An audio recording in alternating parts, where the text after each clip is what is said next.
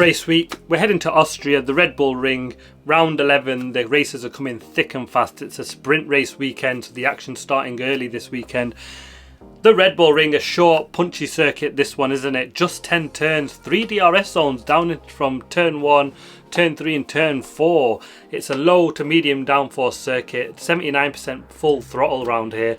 It's just a short 4.3 kilometre circuit and a 71 lap race here this weekend.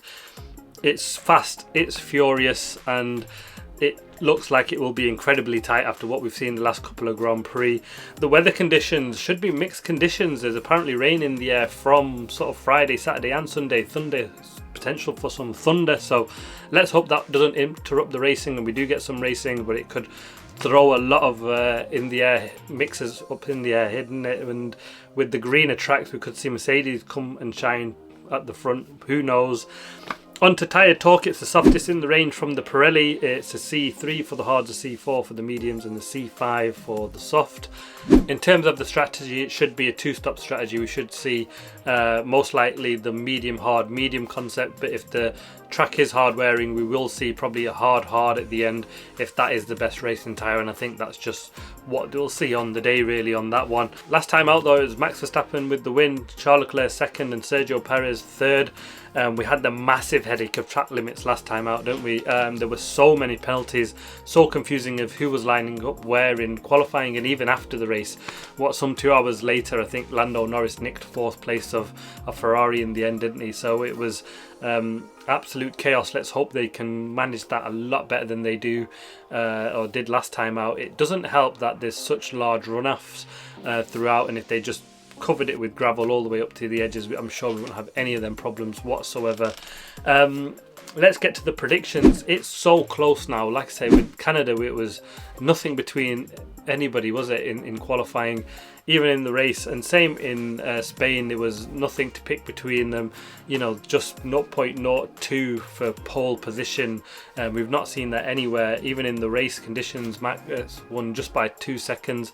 The fast charging Lando Norris and Mercedes had a strong showing there, but we've seen that last year from Mercedes, didn't we?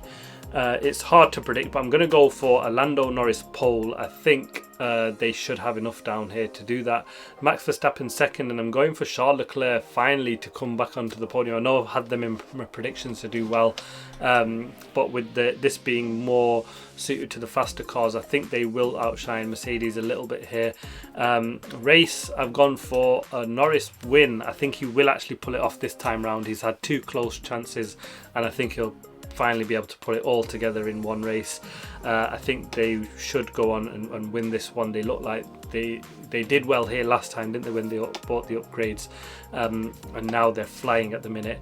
So Norris for the win, Max Verstappen in second and Charles Leclerc in third. So I'm just keeping the predictions as they are. Let's hope it's not so dull in the race, but yeah, I think it'll be a good race weekend for McLaren and Lando Norris if they take the win. I'm predicting a bad weekend for the Mercedes because we've seen them struggle down where it's power-hungry circuits, haven't we? They seem a bit draggy down the straights. Like the McLaren uses the same engine as Mercedes, so it's not really the engine power side of things that's the problem. It's more the drag that they seem to really struggle with.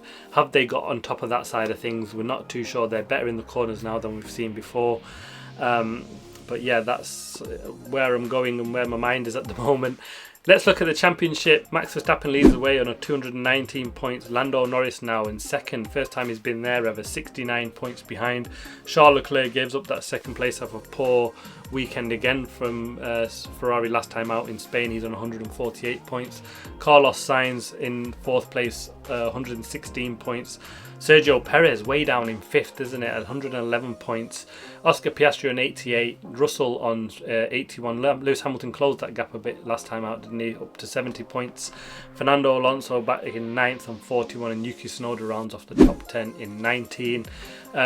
Let's look at the constructors. Red Bull Racing 230 points, 60 points clear of Ferrari now. Ferrari with another poor weekend, and they're letting slip with it with just sort of 25 points in it. They've sort of keep losing this gap.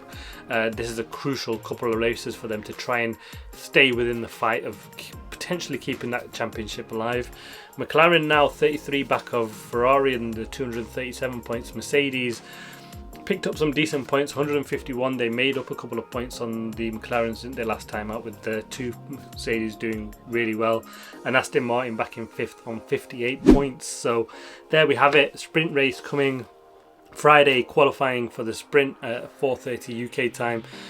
Saturday sprint to 12 PM and the qualifying 4 o'clock, and the race kicks off on Sunday at 3 o'clock. So all action starts early this weekend. I can't wait for the action to get going. But thanks for watching. Please like, subscribe and comment as always. I'll see you next time.